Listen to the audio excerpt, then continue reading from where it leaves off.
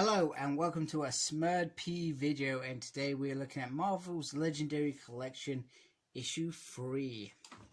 And I buy mine from a subscription online from, is it Hatchet? And my free gift this month is a Marvel Comics pin, which is obviously going to my daughter because that's who I buy these for. I don't actually buy these for me. However, she allows me to review them. More like I don't tell her that they're here and then I review them. However, she is happy that she gets something once a month that is hers.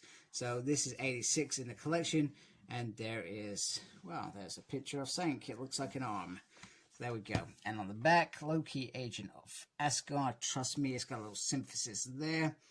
And I like this bit. So this collects all new Marvel Now, .1, and Loki, Agent of Asgard, 1 to 9. So that is quite a little chunk, actually. But I guess my worry is, I love this picture on the front. So you got young Loki, which he became, if I remember correctly, after Siege. And then you got all these variants, if you I guess that's, if you watch the show, that's what they're called, variants.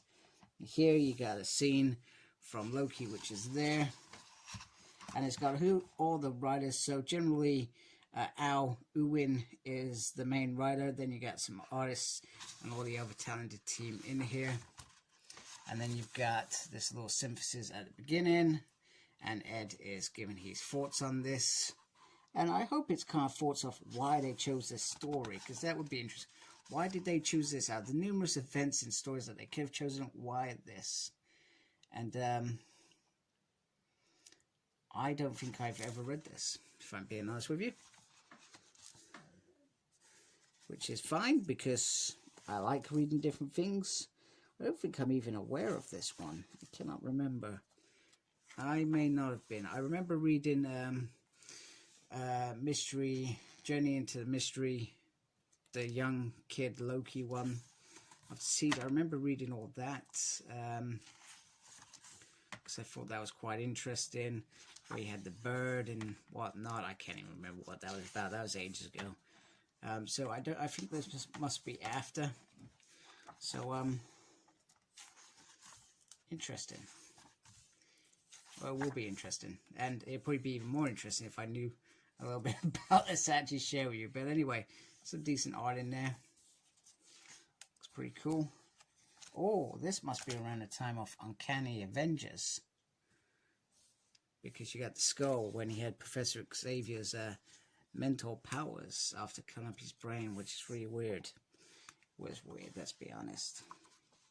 Hey, Sabertooth. Yeah, definitely, because this is Magneto's Uncanny X-Men, if I remember rightly, as well. So yeah, okay, cool, that's pretty cool.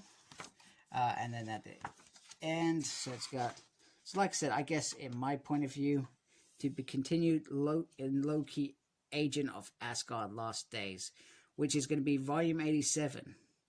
So sorry, that's there. I'm pointing at, you can't even see it. So I guess it's good that they are going to show that as well. And then it talks about Loki and gives you a feel for him, I guess, is the idea. Let's be honest, there's probably a good 40 to 50 years of just Loki that you could just reflect on. I still feel like in my mind that I would have preferred like a whole story that you didn't have to go read something else. There we go. So we got Axis, Original Sin, yeah, I've read that. Siege, which was just before this, I believe. Fear Itself as well, which was that Asgard story. Yeah, so you got Last Days there, and you got Siege that is going to be volume 64. So I'm quite happy that that's going to come out. Still interested. I'm not sure if Agent of Asgard ends at this. That would be very interesting. But once again, my concern is that I'm going to read this story with my daughter, and she's going to be like, well, where's the next one? Well, we haven't got it yet. Or because if it's an event, then we can read that as a whole and be done with it. Even Disassembled, I felt like you could read that and be done with that. Do you know what I mean? So this is still a bit hit and miss for me. But anyway, it's quite cool. Issue 3. Got my daughter's got a pin, so she's happy. I'm happy. That's the important thing. So I hope you like my video. I hope this perhaps. I mean, I've still got to say this is a beautiful book. I love how it's crafted, nice hardback. You got to remember this is smaller than a normal hardback, so this is not the same size as an oversized hardback or an omnibus, which they would fit into. So if you are one of those collectors, this potentially wouldn't fit into with that side of things. But I see this as, on its own, this fits quite nicely. So anyway, I hope you like my video. I hope this helps you make a decision if you're going to collect it or not. And make sure you look after yourself. And very importantly, please subscribe as well if you like my channel and like my stuff. Look after yourself and embrace the geekiness. Take care. Goodbye, folks.